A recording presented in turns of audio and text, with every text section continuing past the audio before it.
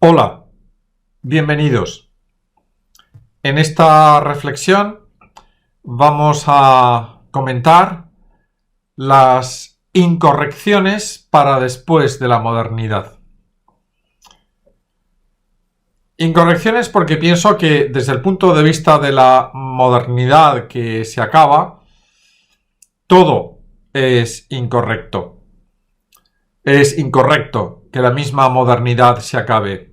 Es incorrecto que hablemos del fin de una época y del inicio de otra.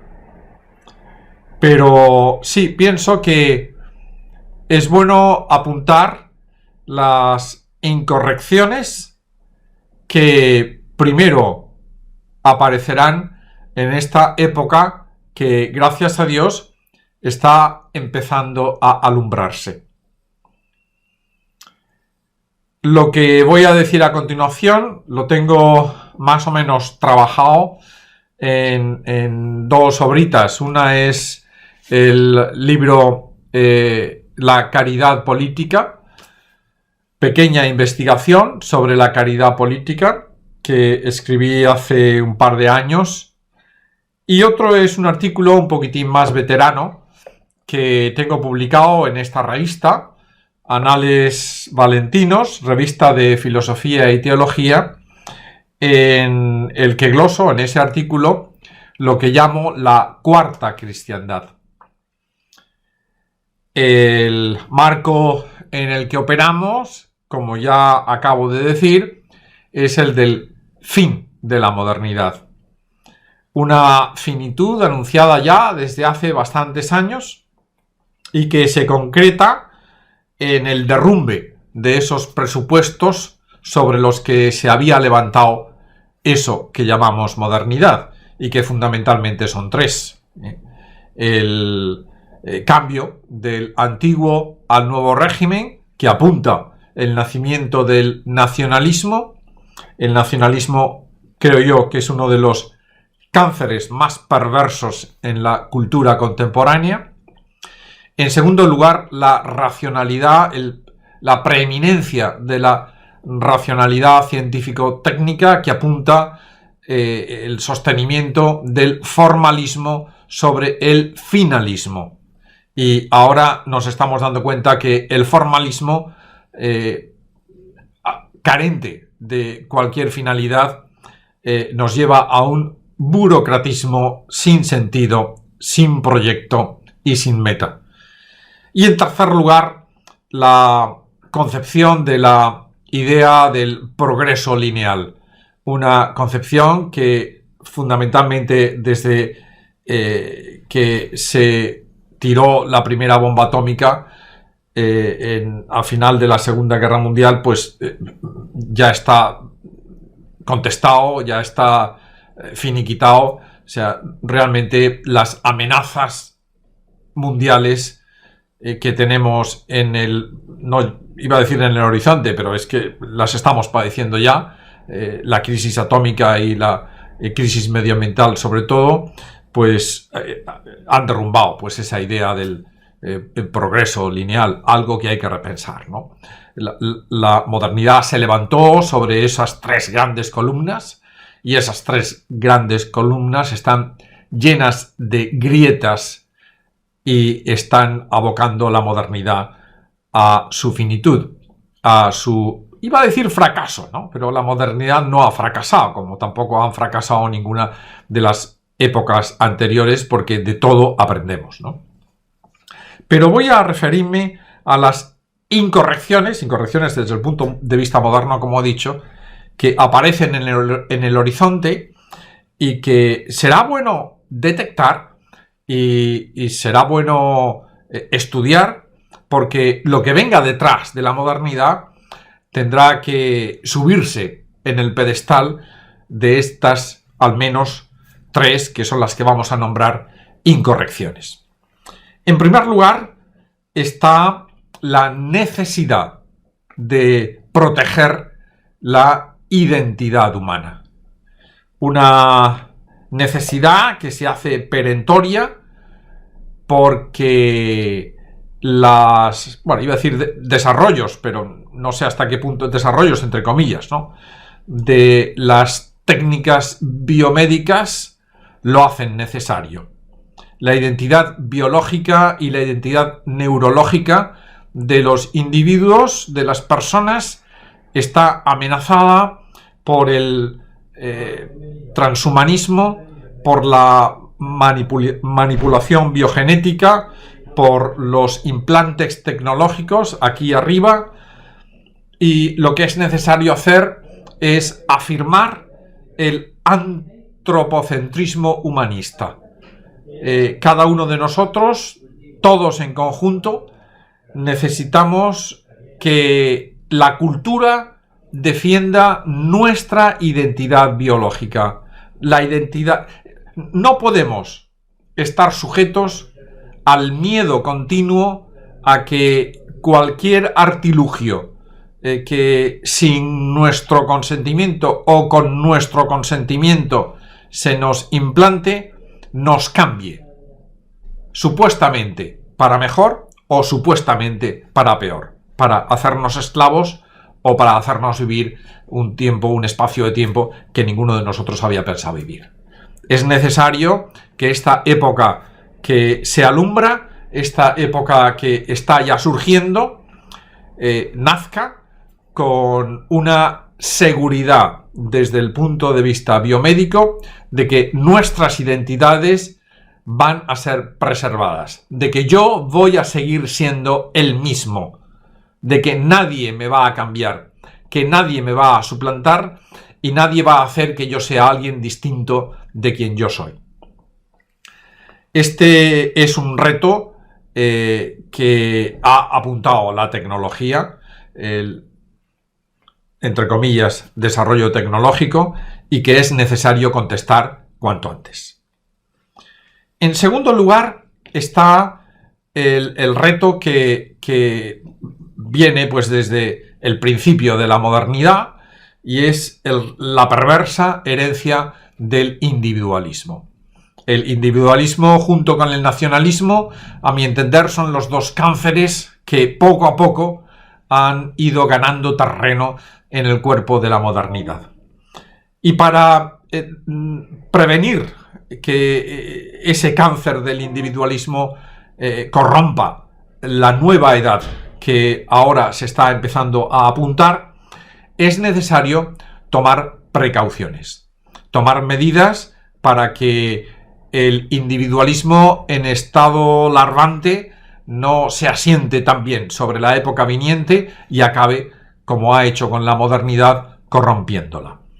Y a mi juicio, una de las medidas que podíamos tomar es repensar el sujeto, y en concreto darle un protagonismo al sujeto familiar. El sujeto familiar necesita una representación en el ámbito público que ahora no tiene. Habrá que repensar asuntos como ese de la mayoría de edad, eso del dar el voto en los contextos donde la democracia representativa siga vigente a los niños representados por sus padres. Será necesario también, para derribar ese efecto pernicioso del individualismo, además de darle protagonismo a los sujetos no individuales, sujetos humanos no individuales, como puede ser la familia, pues prevenir que a través del individualismo se cuelen desigualdades estructurales. Y según he manifestado ya en otras reflexiones, para ello será conveniente repensar la herencia personalizada.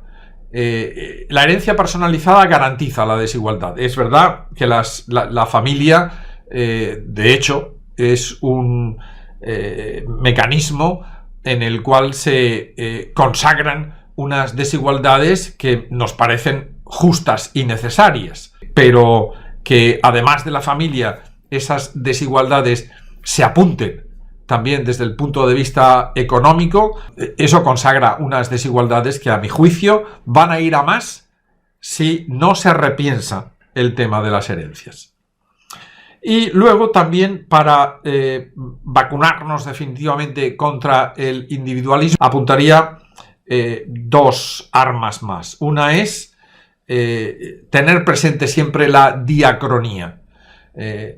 Me ha gustado siempre pensar, ¿no?, esto de que el contrato social del que hablaba Rousseau, ¿no?, es una entelequia que no se ha hecho ningún contrato social, ¿no? Pero hablando un poquitín así como dicen los ingleses, wishful thinking, como en ilusiones que sería bonito que hubiesen ocurrido, si se hubiese dado un contrato social, ese contrato social debería de haberse dado entre generaciones, no entre individuos de una misma generación. Eso es la diacronía. La diacronía es pensar que nosotros convivimos en el tiempo con generaciones que están fuera del tiempo. La tradición, la diacronía se vive fundamentalmente en la familia. Es lo que permite la relación entre abuelos y nietos. Y luego está el tema de la comunidad.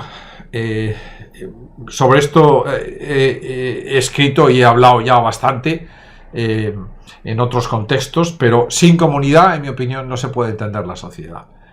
La sociedad es un conjunto de comunidades y todos nosotros pertenecemos a muchísimas comunidades. Al mismo tiempo, entender, dar visibilidad pública a la comunidad me parece que es tremendamente necesario para librarnos, no digo para siempre, porque nada es para siempre en nuestra historia, para librarnos de esos efectos perversos que el individualismo ha tenido y tiene en nuestra cultura. Hemos hablado del reto tecnológico que presenta la necesidad de preservar nuestras identidades. Hemos hablado del reto social que representa la necesidad de prevenirnos contra las lacras del individualismo. Y en tercer lugar, hay que hablar también del reto que representa la necesidad de prevenir las multiplicaciones de estructuras de poder. El fin de la modernidad se ha caracterizado por un incremento notable del poder estructural, que afecta fundamentalmente a tres ámbitos a los que quería hacer referencia. En primer lugar, ya mencionado, el ámbito medioambiental. Es necesario articular derechos planetarios que preserven la biodiversidad, que aseguren algún tipo de estabilidad climática y que, y esto es lo más importante, que desde el punto de vista de la economía incorporen la externalidad en el precio. Es algo que el Estado, los poderes ahora existentes, tienen que actuar en el mercado para que esto sea factible, para que el concepto este de basura, ¿no?, de que la externalidad es algo que que está fuera del mercado. No, hay que incorporarla al mercado, y al incorporar al mercado hay que tener en cuenta los precios, ¿no? Uno tiene que pagar por sus desperdicios, uno tiene que pagar por sus humos, uno tiene que pagar por los materiales de desecho que tira por ahí, incluso también la basura que tira ahí arriba al espacio, ¿no? Bien, este es un tema, vamos, capital, al que le he dedicado alguna reflexión en concreto, el tema del medio ambiente. Pero luego hay otros dos asuntos, otros dos ámbitos que tienen que ver con el Estado. En primer lugar, tenemos que repensar los estados en extensión. Esta relación entre Estado y territorio, que a mí me parece que ya está agotada. Me gustaría ver que apareciesen en el horizonte pues algunas discusiones sobre la viabilidad de los estados no territoriales, la viabilidad de que en un futuro no muy lejano, pues cada uno de nosotros no estuviese obligado a detentar la ciudadanía del territorio donde ha nacido, sino que esa ciudadanía se pudiese elegir. Se pudiese elegir en la medida en que, además de existir estados territoriales, como existen ahora, pues existiesen también estados no territoriales, ¿no? He dicho repensar los estados en extensión, también es necesario repensar los estados en intensidad. Y me refiero a la necesidad de la desacralización.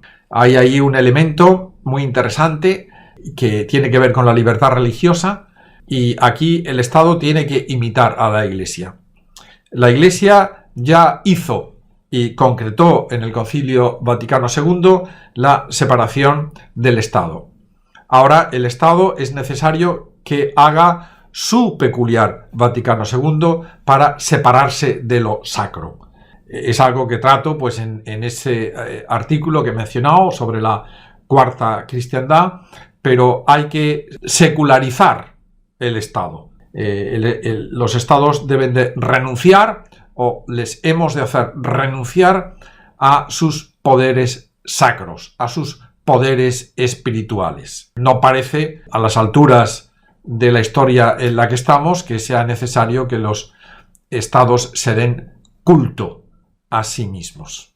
Bien, son tres áreas que apuntamos y que me gustaría desarrollar cada una de ellas, pero no me da tiempo.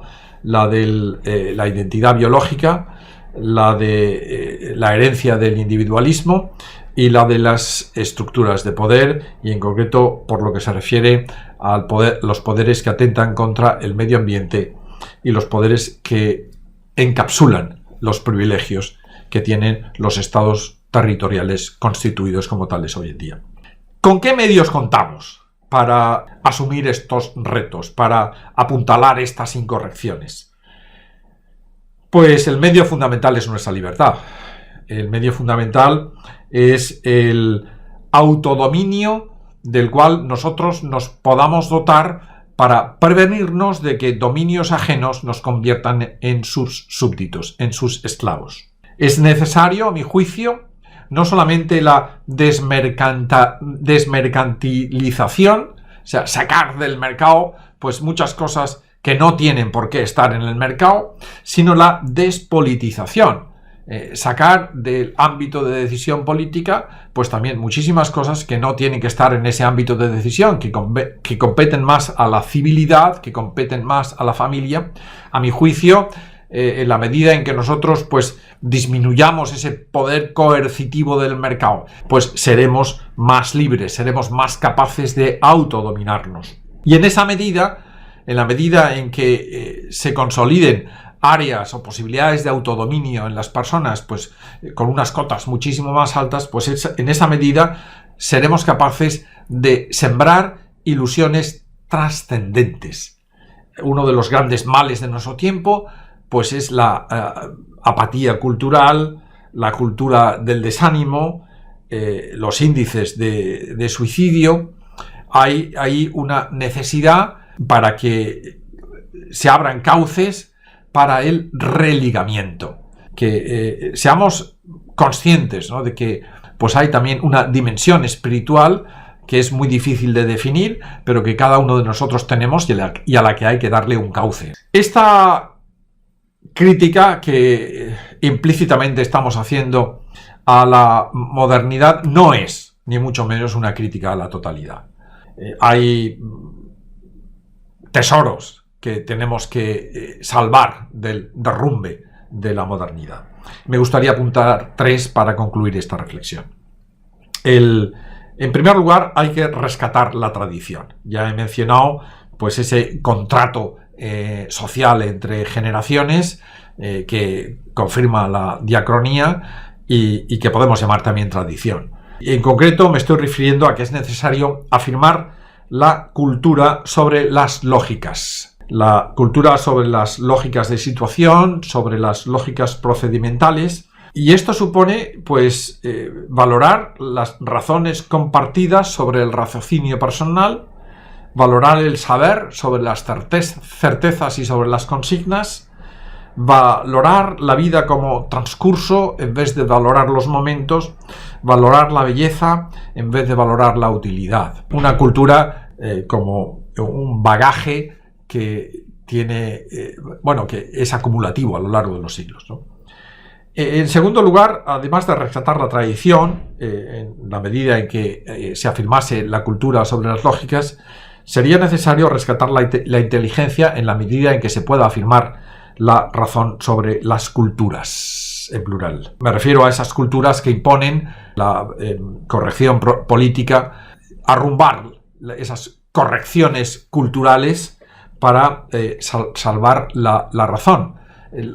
La razón que apunta a verdades provisionales y que necesariamente tiene que ver con el discurso que cada uno hace, la interpretación que cada uno hace de la situación en la que vive, ¿no? Y por último, es necesario rescatar también la excelencia. En la medida en que podamos concretar esto, en afirmar las virtudes sobre los valores. Las virtudes son excelencias personalizadas y es necesario que esas virtudes se hagan visibles para que se pueda dar un testimonio de ejemplaridad. No estamos diciendo, no es esto un programa político ni mucho menos, o sea, la nueva época que viene no es una época, como han dicho los post-liberales, una época en la que la política se entienda de un modo distinto, pero manteniendo los cauces que ha alumbrado la modernidad. Yo apuesto más por una ruptura que por una continuidad. La política ciertamente hay que entenderla desde un modo distinto, pero para que haya mucha menos política. Y en ese sentido, para que seamos mucho más nosotros protagonistas de esta nueva época que se alumbra. O sea, ¿por dónde hay que empezar a cambiar? Hay que empezar a cambiar por uno mismo. Muchísimas gracias.